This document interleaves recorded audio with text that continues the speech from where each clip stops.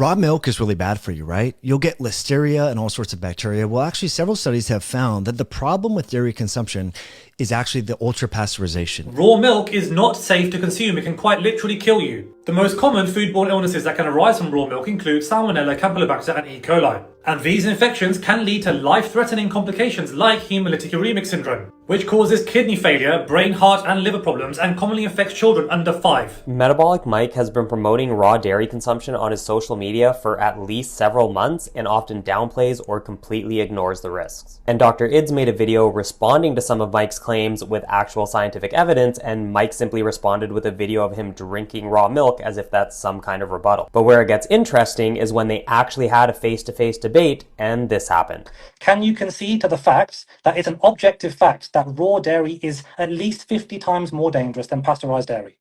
Yeah, Okay. I believe that.